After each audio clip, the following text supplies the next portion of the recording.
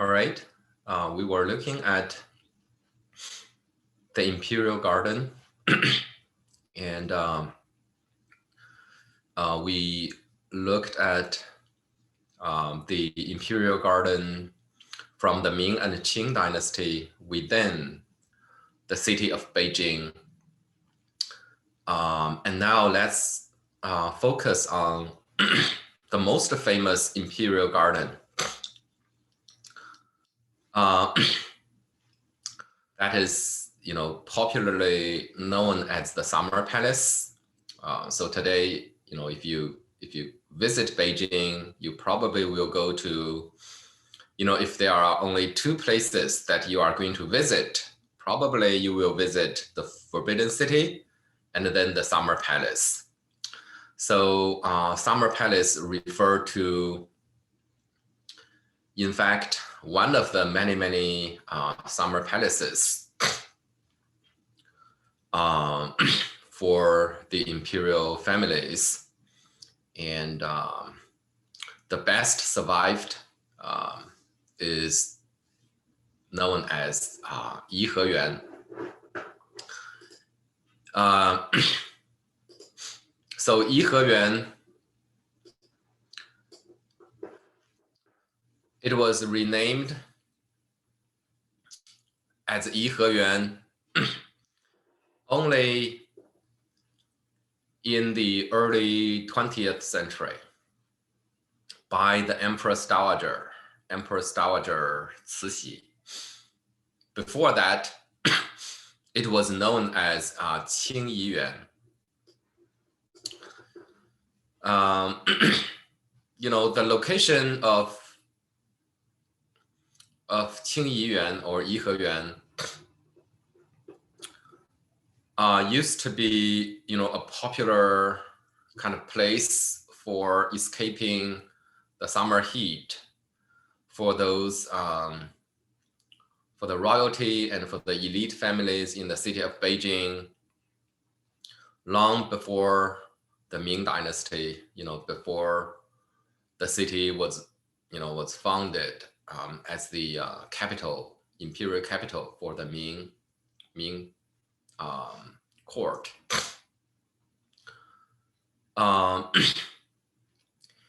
And the construction, large scale for the construction of Imperial Garden in the area started in the,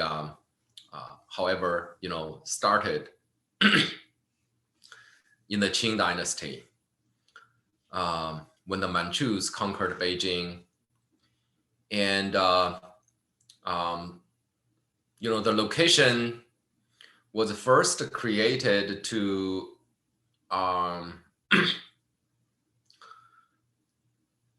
to be a reservoir,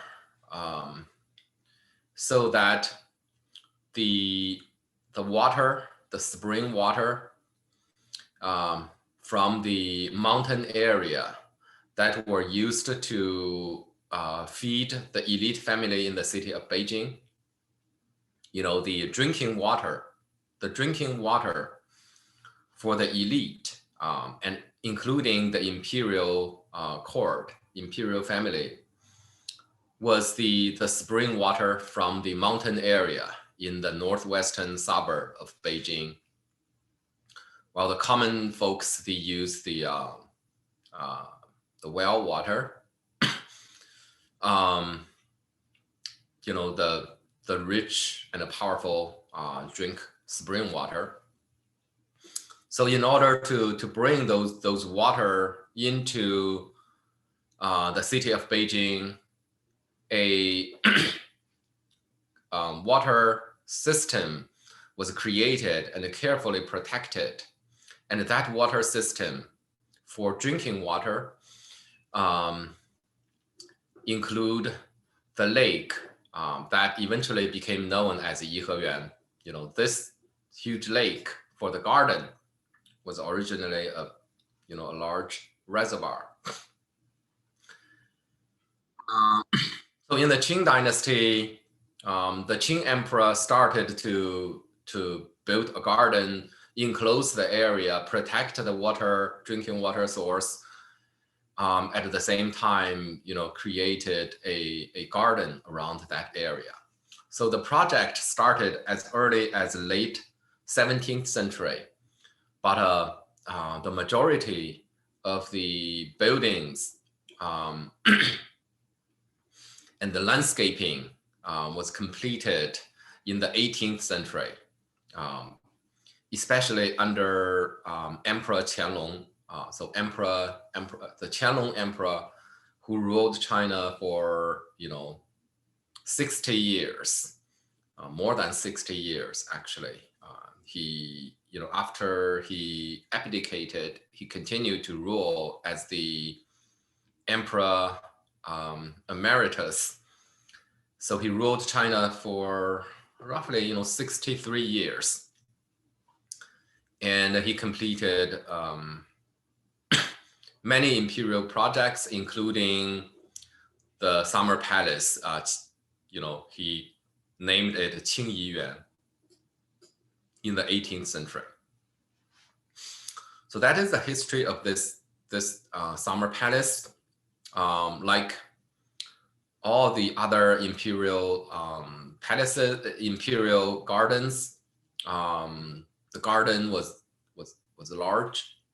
It include real size mountain in the north side and real size lake in the southern area. So its scale is huge. So here, this is the distance for 300 meters. That is almost 1,000 feet, right? So that dimension is about 1,000 feet. So you have a sense of its scale, right? So so it's almost it almost a 2 square kilometer. So its area can be measured by square kilometer. That's its size. It's enormous. The plan of the Yiheyuan, so we'll refer to it as Yiheyuan because that is, when you go to Beijing, you ask people Yiheyuan, everyone knows what you are talking about. So if you say Qingyi Yuan, no one knew what you are talking about, right? So we will refer to it as Yiheyuan, even although that is only her name, since the 20th century. The plan of Yiheyuan, as I mentioned, is kind of half mountain and half water, right? The relationship between mountain and water is like the yin and yang relationship in the Taiji diagram, right?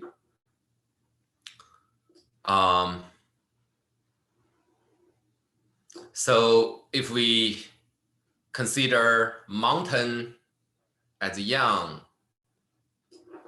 and water as yin, then this side is roughly the yang section. But there are water bodies inside this yang area. For example, there are small waters here, small water here, and there is also, as you can see, this is a river that connect those different water. So there is a water system in the mountain area.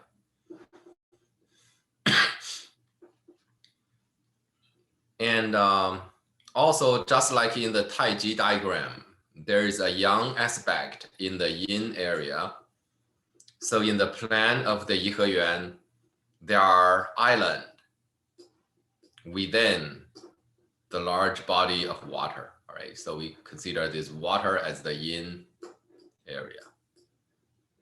So there's yin inside yang and yang inside yin, just like the Taiji diagram suggests. Even the border between mountain and water kind of is curved like the Taiji pattern.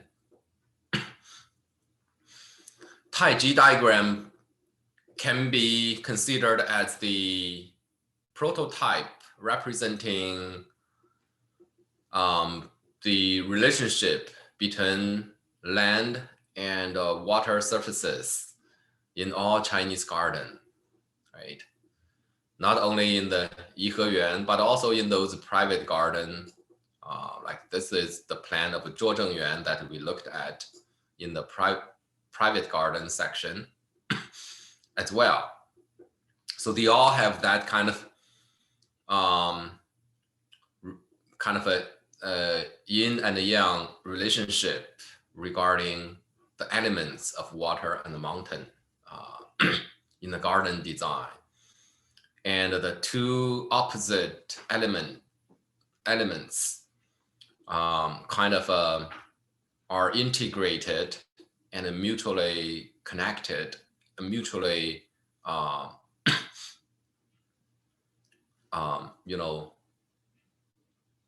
interfering one another, mutually defining one another, pretty much in the way that the yin and the yang are related in the Taiji diagram.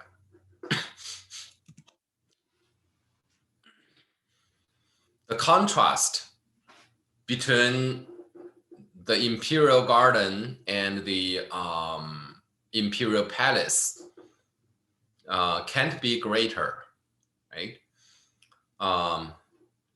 So in the garden, Imperial Garden, in the planning, you don't see much straight line. So all the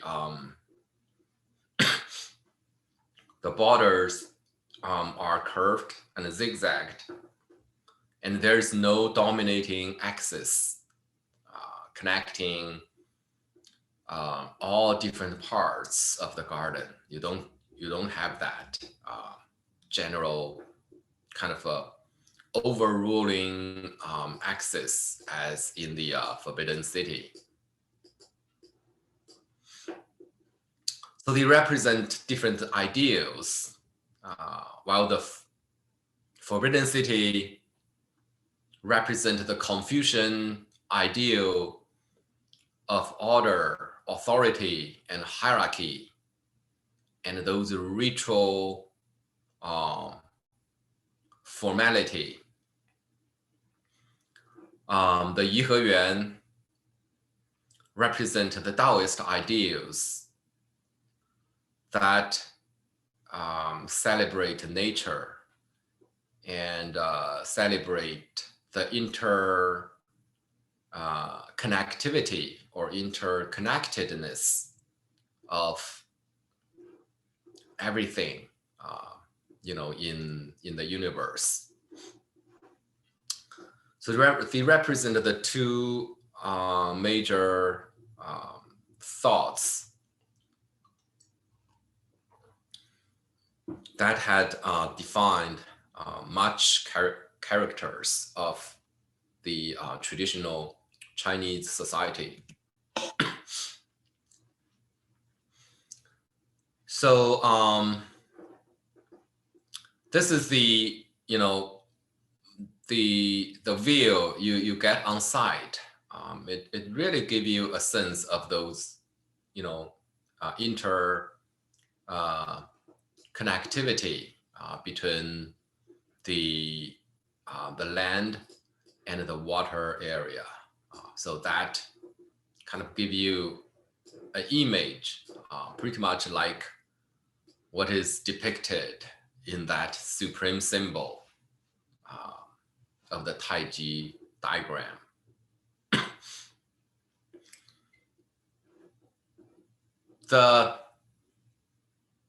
The island in the water surface, as I mentioned in the private garden section,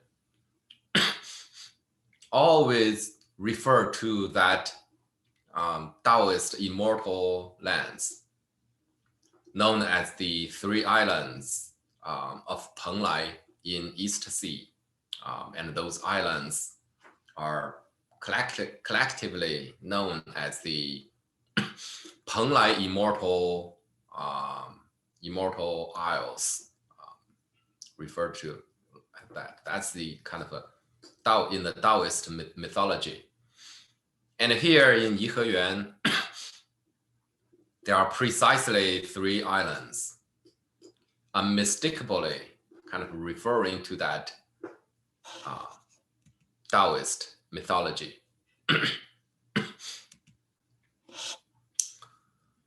That is in the water area, and then in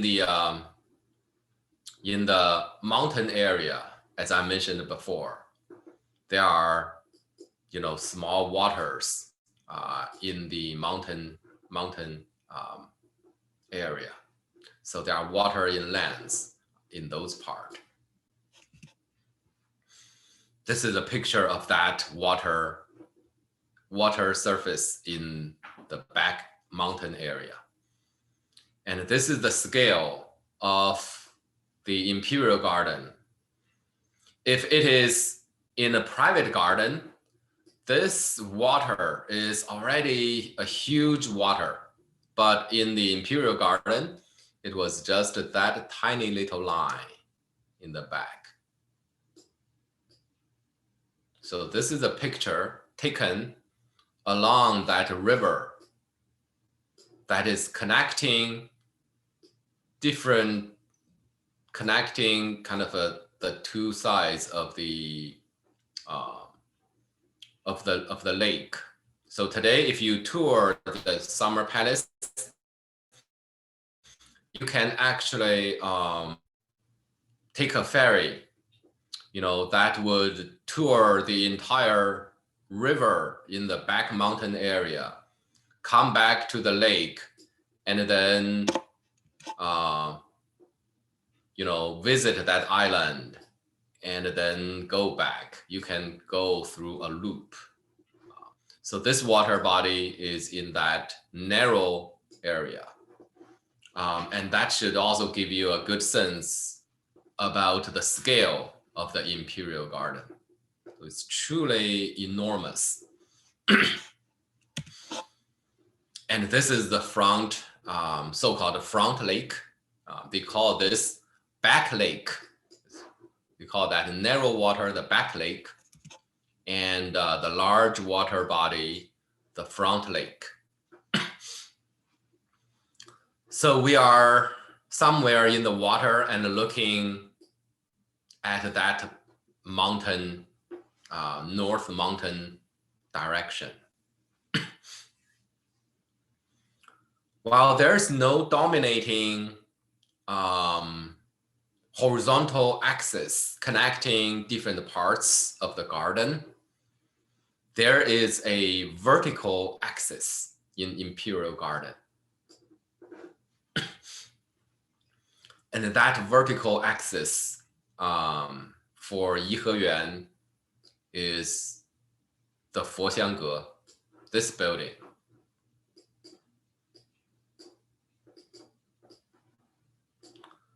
So including its reflections in the water, it formed a vertical axis.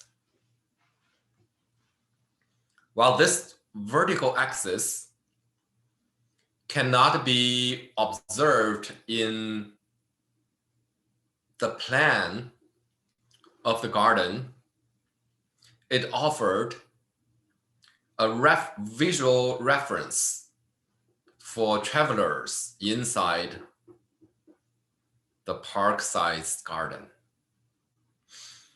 The garden is vast, and there is no clear symmetry and axis in the plan. So it's very easy to get lost in the garden in such a huge and organic garden.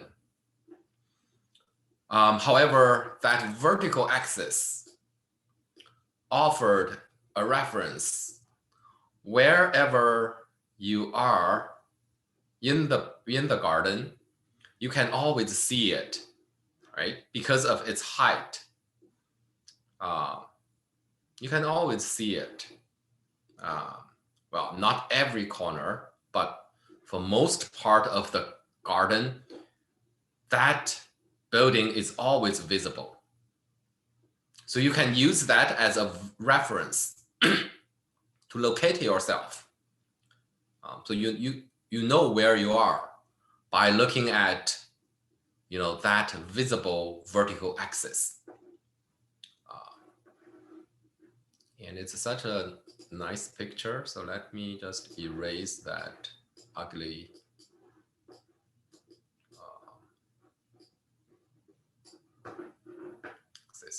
So that building is always visible. Almost always visible. It gives you guidance. It allows you to locate yourself and find your way in the garden, right? So that's a function of this kind of vertical axis. It does not exist in the plan drawing. It exists in the 3D touring, in live, right? So when you are visiting, you are inside, you notice that. And that building is a Buddhist building. Just like in the Imperial Garden, North Sea, the so-called North Sea Garden to the west of the Forbidden City, that white pagoda provide a vertical axis, a visual reference in that Imperial Garden. And that is also a Buddhist architecture. And here, same thing. This vertical axis is a Buddhist architecture. The hill is called Longevity Hill, and that vertical axis is the Buddha Fragrance Tower. It's called the Buddha Fragrance Tower, 佛香阁. And the lake is known as the Kunming Lake. So it's a Buddhist monument.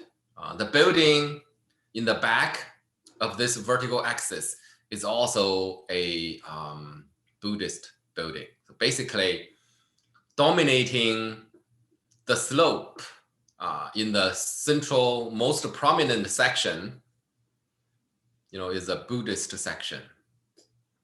So here is the Buddha Fragrance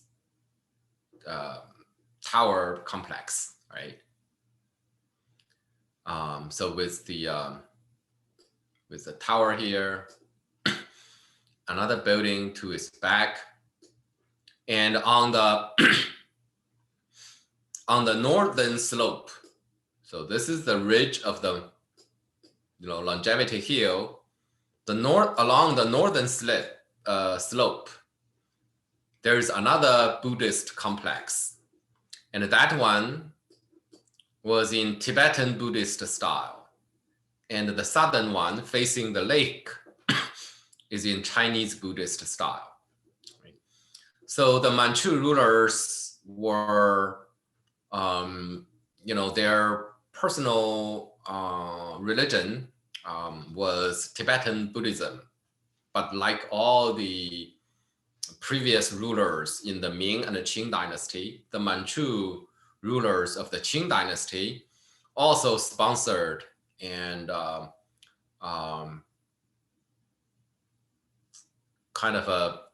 supported all religions, including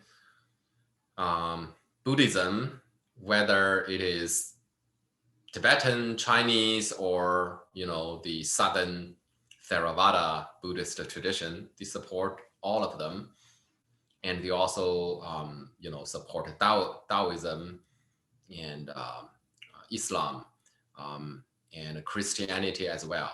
So during the Ming and the Qing dynasty, many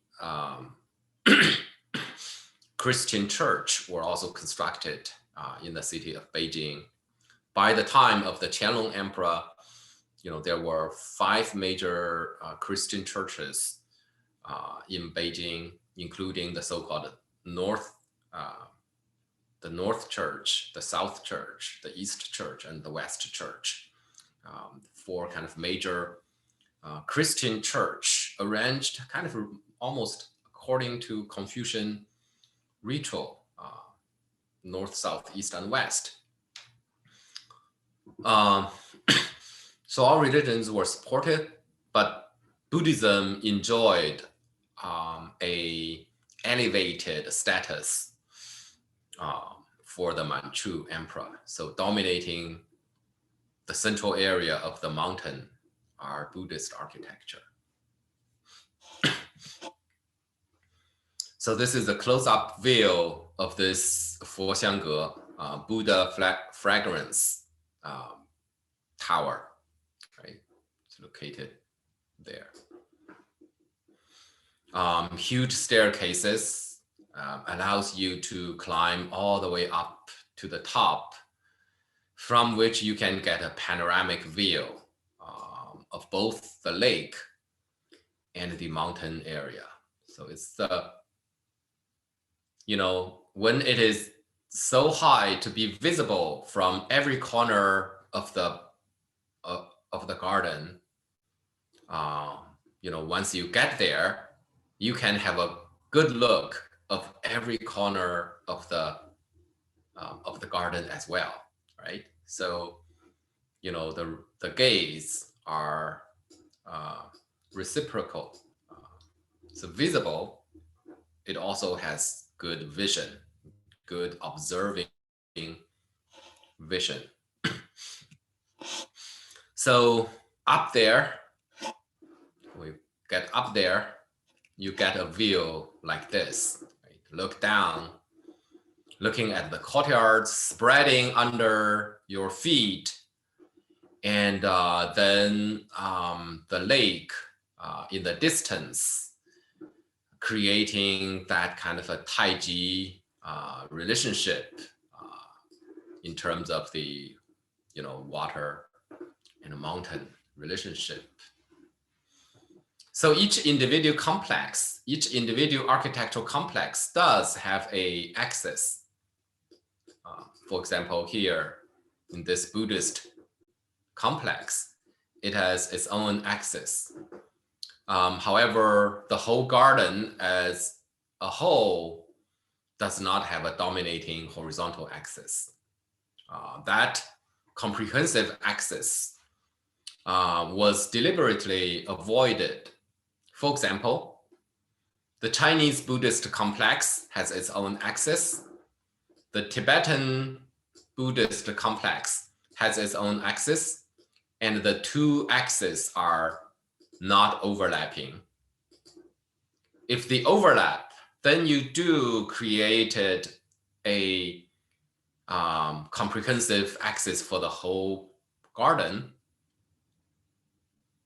I think the designer tried to avoid it, to make the 2 axes not overlapping, and thus avoided creating a kind of a dominating axis on the plan. There are many architectural complexes. So this is the complex just to the west of the Buddha fragrance tower complex. So this one is here. The architectural scale is much bigger, of course, than those in the private garden, much bigger. However, the natural elements, the mountains and waters, are also much bigger too. So still, the enormous architecture can still be hidden behind the trees and creating that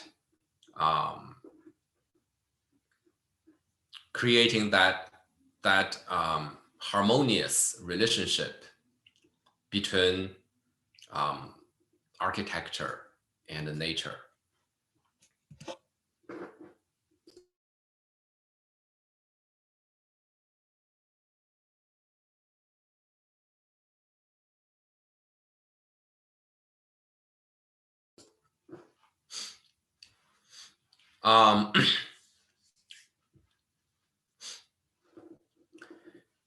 And there is also a palatial section in Yiheyuan.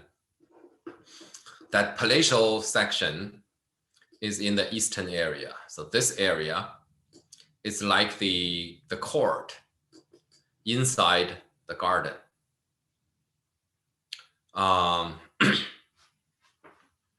So that is the residential section, because this is the summer palace.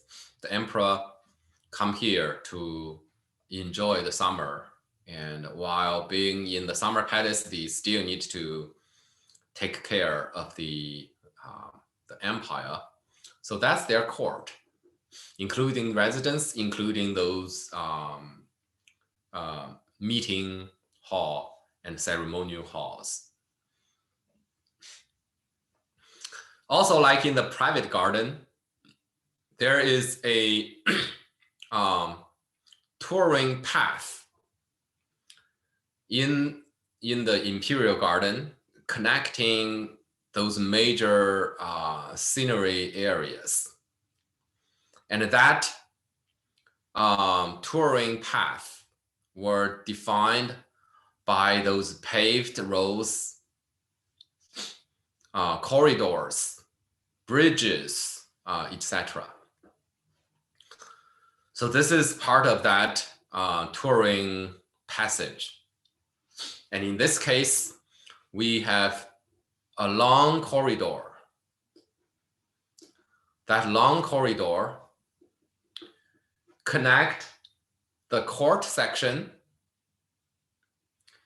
start from the court section of the garden, goes around the northern bank of the lake, and then end at the western section, where there are many buildings and complexes for the imperial entertainment, banqueting, theater, etc. So in that area.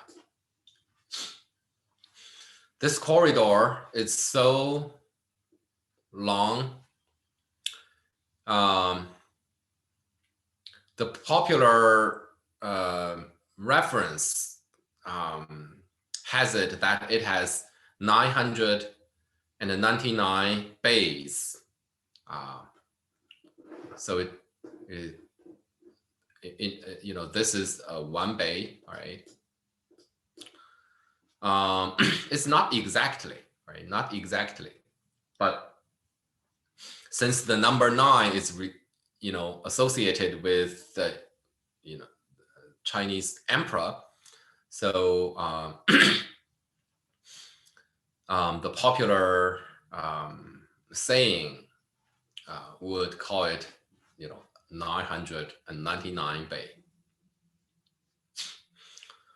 Like the whole garden, the construction was first completed under Qianlong Emperor in the 18th century, but then rebuilt in 1898 and completed somewhere around 1905 under Empress Dowager Cixi. So that long corridor is part of that major touring kind of a passageway in the north. So there are paved roads on the eastern bank of the lake. And then there is also a dike dividing the water body into 3 sections. And along the dike, there are many bridges. And then you kind of come back to the same route. And then, of course, there are many branches for the major passageway leading to kind of different part of the garden. But there is a loop, a major loop, major kind of passageway. And the passage was designed to allow the imperial family enjoying the garden wet or dry, right? No matter what climate, what weather it is, they can still be protected and enjoy. Excuse me.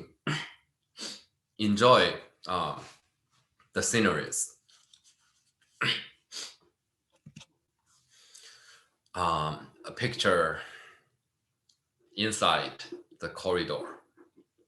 So that, from this map, you can see there's a very faint line here.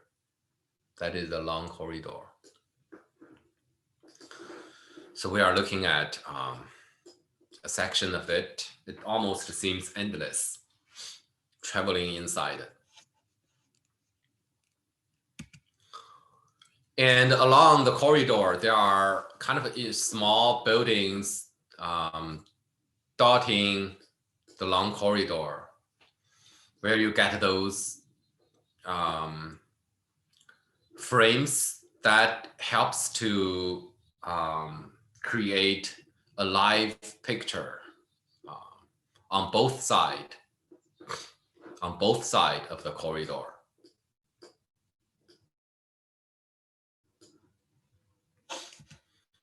And this is the middle section, just in front of the vertical axis, right? We are looking, we are looking from the corridor toward the lake. And this is the bay of the corridor looking toward the lake. And behind us is the Buddha fragrance tower, the vertical axis, right? So at this location, you get a stronger sense of axiality, and that is the royal center of the whole garden, right? So that location. At the meeting spot, central meeting spot between mountain and water. And the location is also marked by a memorial archway, the Pilo. So that Pilo is one of the most monumental archway in Imperial China.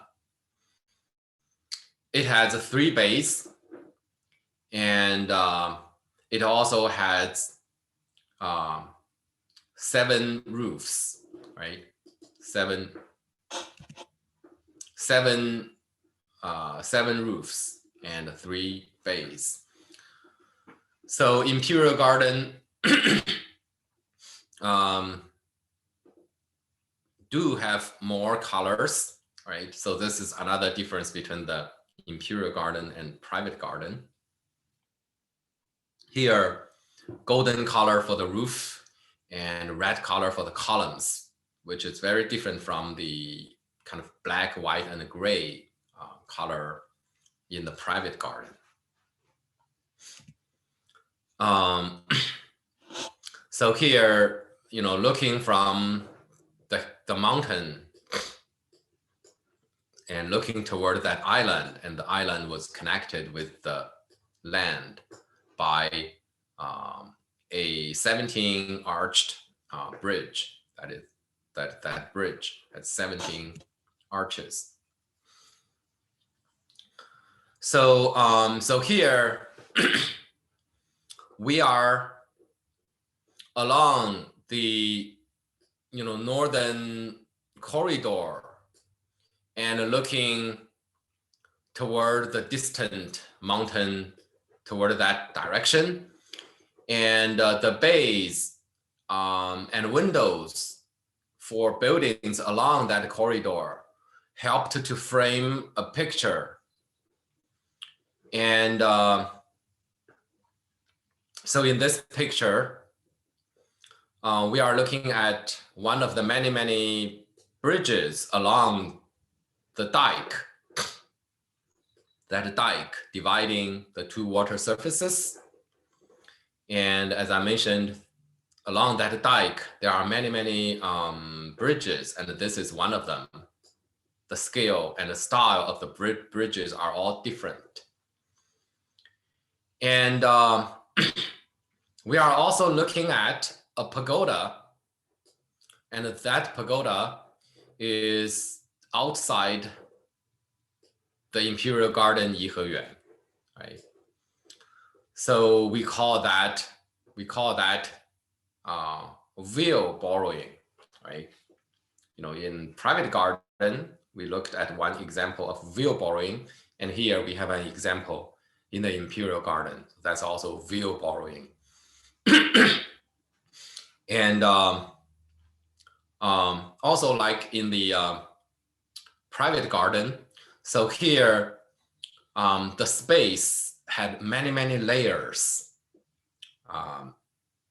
For example, here through this window, you have a layer of this window frame. The dike and the bridge create another layer. The trees on the other, along the dike create the trees, in the other side of the lake create one additional layer, and then the mountain outside the garden with its pagoda create another layer, and there is also, of course, the mountains in the distance has their own layers. So here we have a lot of layers, and views are divided but not visually blocked. Of course, in this case, there was no need to create an illusion of great distance. The actual distance is already great.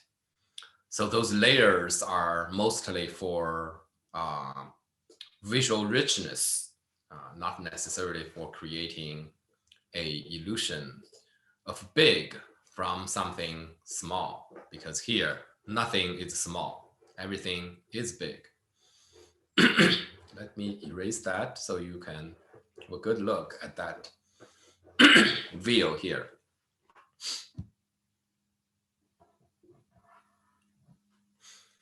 Right. So here we are standing here and looking at the island.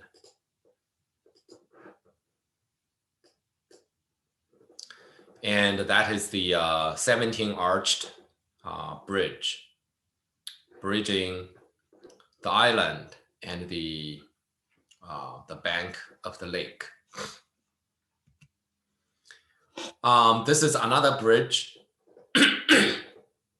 somewhere here. A bridge, excuse me, one of the many bridges along that dike. Right? So this one is a single arched bridge. So it's a true masonry, arch, and the arch is not geometric. It is slightly pointed, and then the outline further kind of dismantle that geometry and created a more organic curve for the outline of the bridge. and making it kind of more in tune with the natural environment. And a view of the same bridge at night, and the reflection was meant to complete that circle. Just like those moon gate in the wall, so here it created also a moon, an image of a moon gate with the reflection. And there we have the moon in the sky. So another small corner along the dike in the southern area. So this is another bridge. A lot of bridges and their styles are quite diversified. Now let's take a look at the, so those are mostly, in the lake area, and the northern mountain area, there are a lot of kind of a Buddhist architecture, and we looked at that vertical axis. Right behind it is the is this one, this building called the Sea of Wisdom. 智慧海, the Sea of Wisdom, right there. And it was constructed without wood. It was a brick building, and surface are glazed tile, and it used arches. Although the decoration refers to post and lintel wooden structure, the structure of the whole building is arch and vault, right?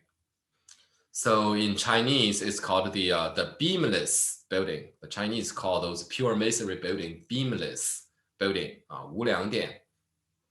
Those beamless building, refer to those pure masonry arch and vault construction. And that is it's a facade, hidden behind the mountain, within the mountain. You don't have enough space to appreciate its full facade. The full facade is visible in distance. You can see its full facade. But once you get close up, the angles are like this. So it's a Buddhist building, and the whole facade are covered by hundreds of niches, and inside of each is a Buddha statue. And they were all kind of sculpted in clay and fired and glazed and fired to become this kind of glazed tile to cover the surface, to decorate the surface. And the surface are also, mimicking brackets, mimicking column, mimicking, beams, which are pure decoration, because the whole building is a true arch and vault building. It's a brick, pure masonry building. Now here, we are looking at the, we are actually, in the air, looking from that direction at that direction, standing somewhere there, high in the air, looking at that direction. So there is the big lake, and that is the vertical axis. That is the Sea of Wisdom, beamless building, and that's the axis of that part. And we are looking at this complex, the Tibetan Buddhist architectural complex, right? And you can see clearly the axiality are deliberately avoided, right? So that's axis for the Chinese Buddhist temple, and this is the axis for the Tibetan Buddhist temple, and the two axes are avoided to be connected, so that as a entity, the whole garden have that great sense of harmonious coexistence to avoid the dominance of human power.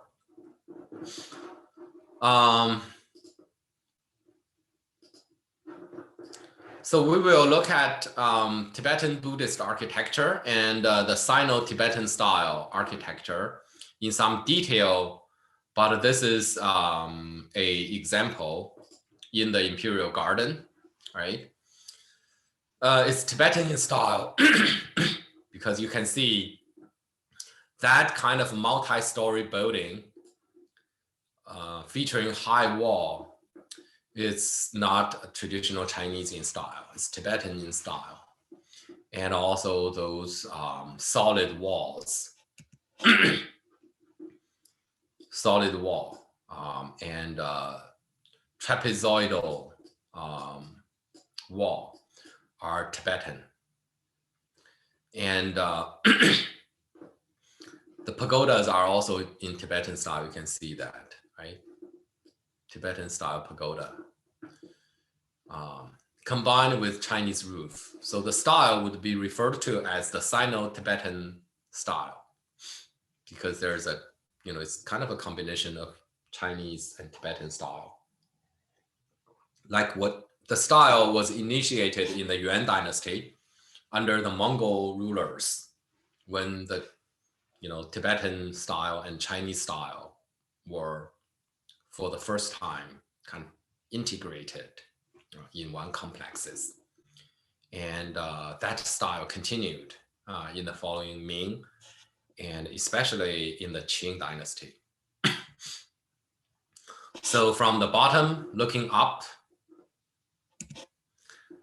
from the bottom, looking up at the mountain, Tibetan style pagoda, and huge platforms and staircases climbing up the mountain and reaching the top of the building and the mountain. So a small corner give you a sense of the kind of Sino-Tibetan style, right? Combination of big roof with those solid trapezoidal masonry walls. And here we have a detail of one of those Tibetan Buddhist pagodas. So all these are from that area, from that kind of tiny, small area. The whole complex was constructed following the Buddhist mandala. That is the cosmic model called mandala. The color, the shape of these pagodas and buildings were referring to the four major continents and the 8 minor continents of the Buddhist universe, according to the Buddhist cosmology. And another small corner in that area, looking at, in this case, kind of a Chinese style pagoda, but a pure masonry construction using a lot of glazed tile. A memorial archway. And this is the waterway in the back. And here, Qianlong Emperor constructed a commercial street called Suzhou Street. Suzhou is the famous garden city that we have been focusing on for the study of private garden. Qianlong Emperor visited the city of Suzhou he was really impressed by their private garden, and he was really impressed by the commercial life, the life atmosphere in that commercial garden city. So he ordered a construction of a Suzhou style street in his garden, and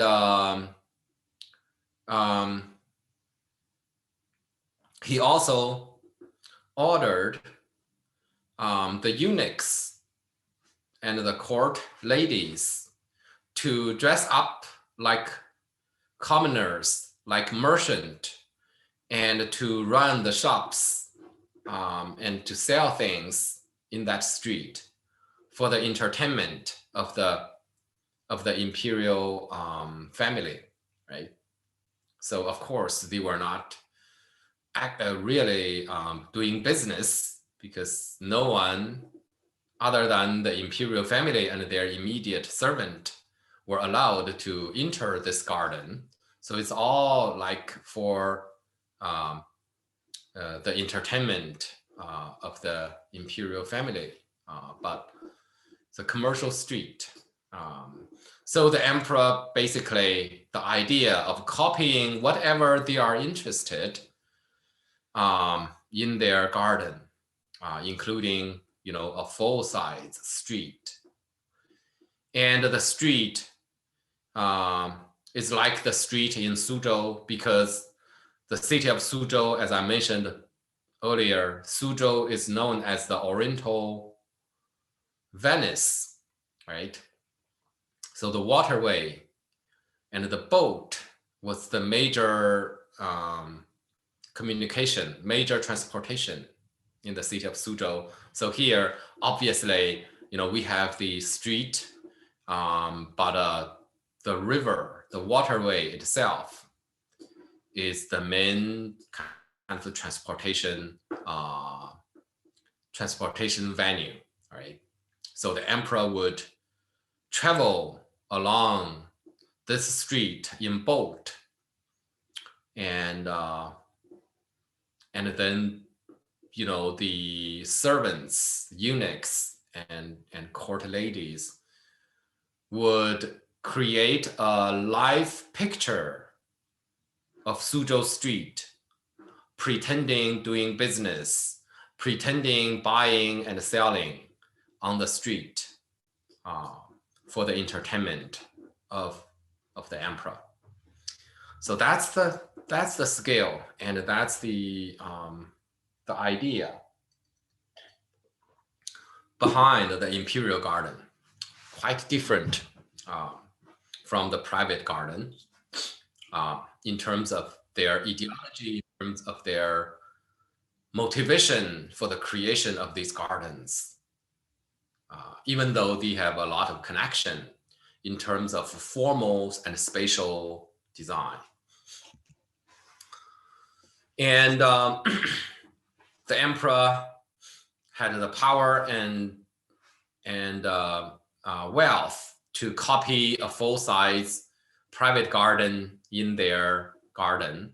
So here in the back mountain area, there is a garden called the Xie which was a copy of the Jichang in Wuxi, in the city of Wuxi. And here we are looking at that Xie. And where is it located and how big it is in the general map of Yiheyuan? It is here, right? So it's just occupying a tiny small corner where the waterway was slightly expanded to form the central water body of that small private garden size garden, right? So it's a garden within a garden. The imperial garden all have that characteristic. You know, they have many smaller gardens within the big kind of park-sized garden. This is just to remind you, this is the actual Jichang in the city of Wuxi. It has a central lake, I mentioned the central lake and the mountain, also a musical valley, etc. Right? Taoist story about knowing the fish. So that's this garden. And on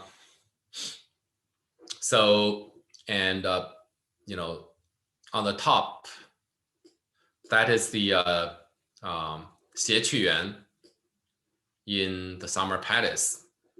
And at the bottom, that is the Wuxi Jichang. So you do get a sense, that is a copy of this one. So it copied the Wuxi Jichang.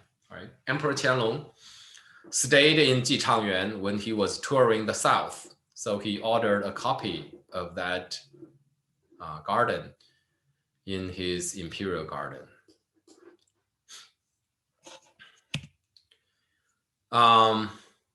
Architectural decoration, a lot of color, making it more luxurious looking than the private garden.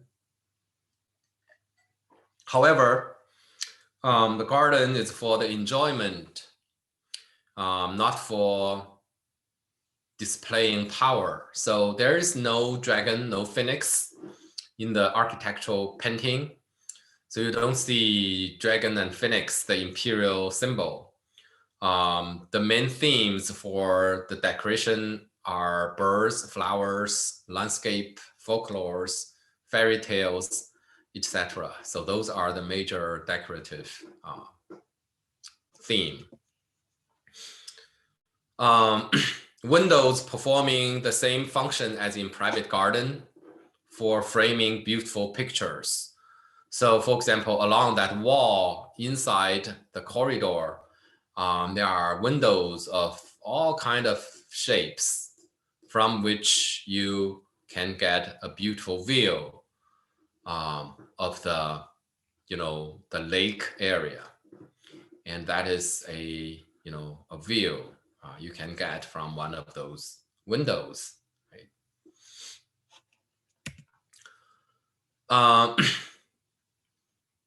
And I mentioned that the corridor is connecting the court section with the entertainment section.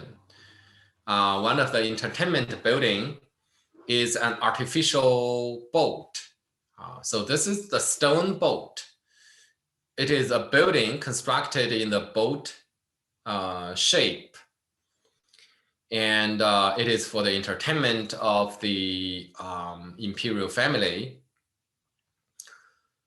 Carved in stone, it cannot float at all.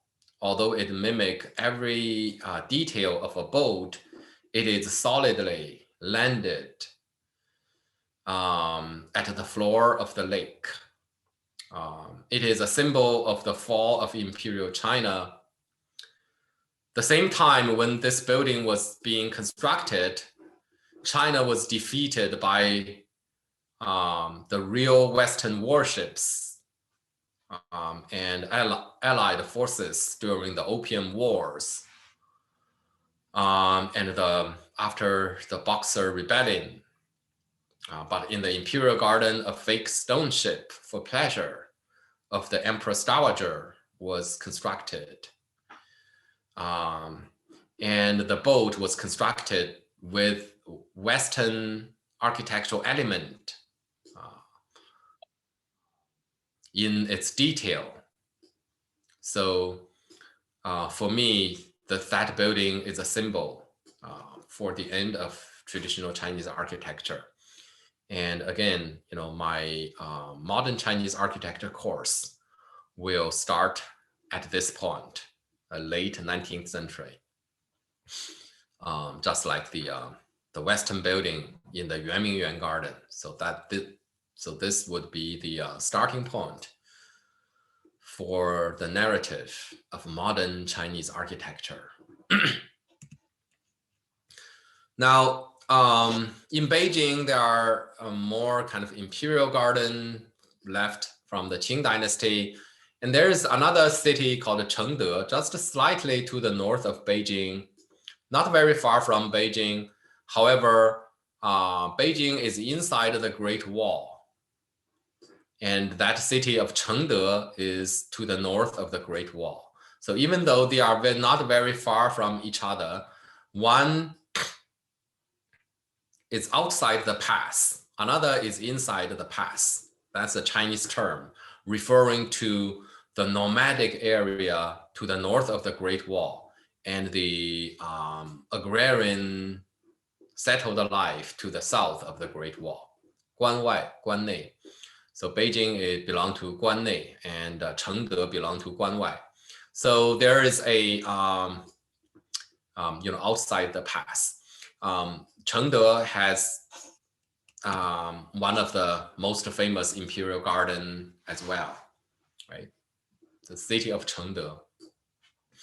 There we have the famous Shuishan Yu.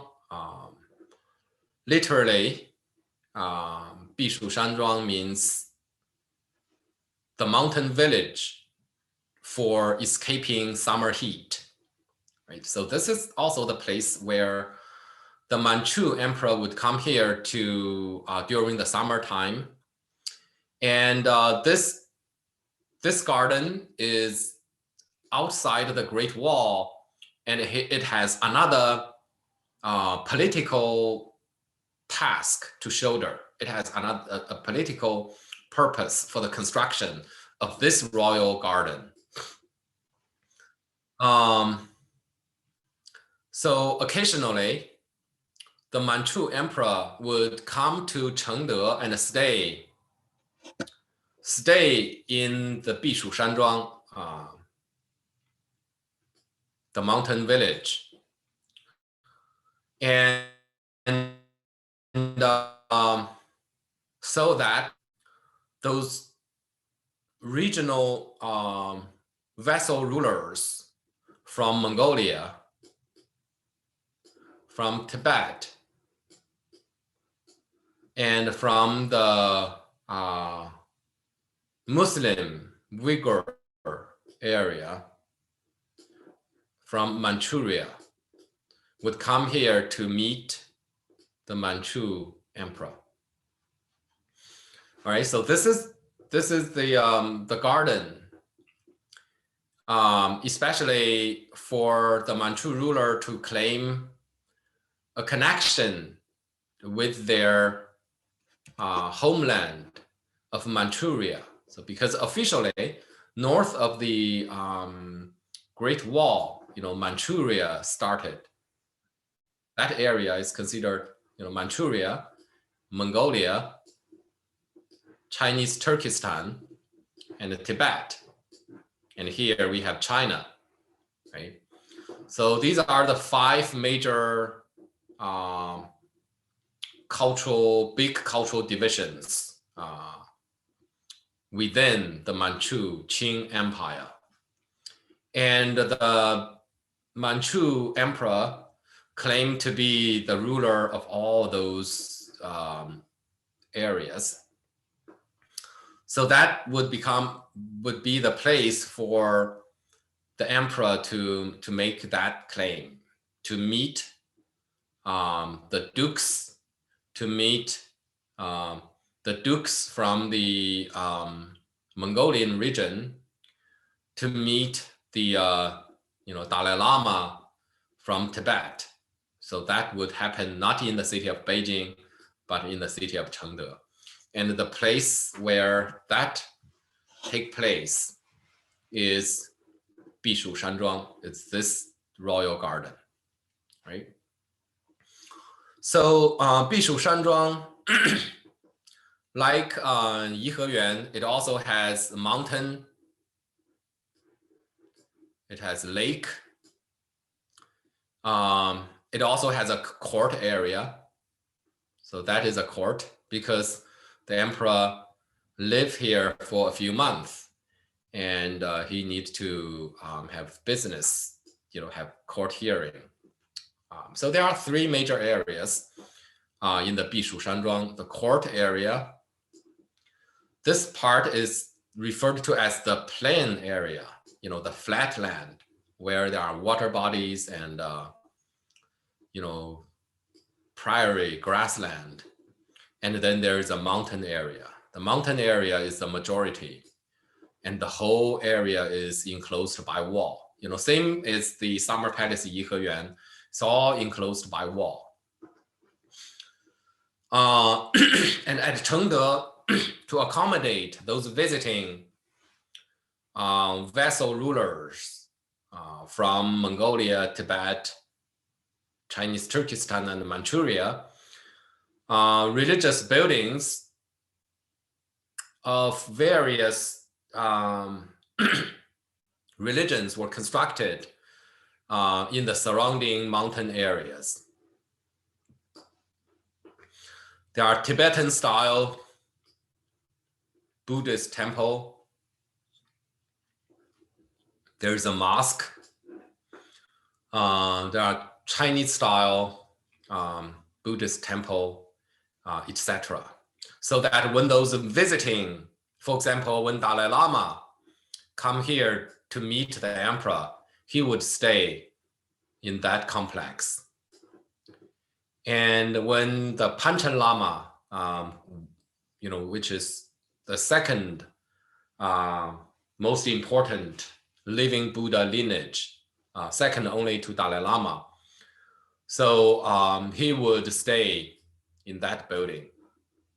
So those are like traveling palaces for those visiting regional spiritual and political leaders to come here to meet the emperor, right?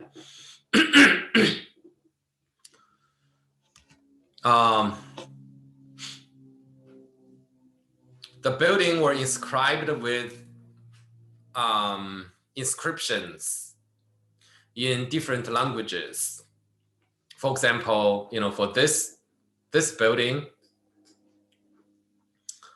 the title of the building was inscribed in 4 different languages. So here, this is Chinese, that is Manchurian,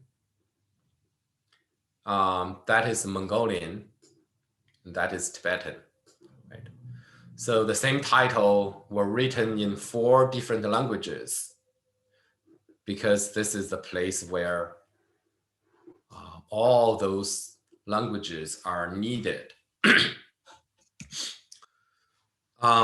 So looking at the plain area, and you see the lake, island. This is the court. It has its own axiality, but here the architecture avoided those colors. It used simple gray tile for the roof. And this is the main court in this garden. So for the imperial standard, that is quite humble. This is the inside interior. We have the throne for the emperor. In Bishu Shanzhuang Garden, copying of those regional architectural style had been also practiced here. So this is a copy of the Yanyu Lou in the city of Jiaxing that I showed you last time. This is the actual Jiaxing Yanyu Lou, the tower of Misty Rain in the South Lake in Jiaxing. And that is a copy of that scenery in the Imperial Garden. And this is another one. This is in the Bishu Shanzhuang Garden. It is copying another famous landmark in South China along the Yangtze River from the city of Zhenjiang called the Golden Mountain. And there the tower and the complex was mimicking that landmark. So here, emperor again had the power, wealth to copy those full-scale great landmarks all over the country, from all over the country. So a close-up view of that kind of Golden Mountain Monastery. And there is also a famous library around the court area. It is one of the major imperial library in China. So a case of borrowed view from the mountain. And in this case, that is the very mountain within the Imperial Garden, because here there's a large area of mountains. So that pavilion is dotting one of the peaks in those mountain area. The lake is much smaller compared to the Yiheyuan, but still vast. So a dike was created copying the West Lake in Hangzhou. In fact, the Yiheyuan was also copying the West Lake of Hangzhou. So here, a dike with a lot of bridges dividing the water, that's right there in that area, dividing the water into different areas and connecting those islands is mimicking the famous West Lake in Hangzhou. Like in the Yiheyuan in Beijing, so a variety of bridge were created, creating a touring path, connecting those major scenery areas inside the garden.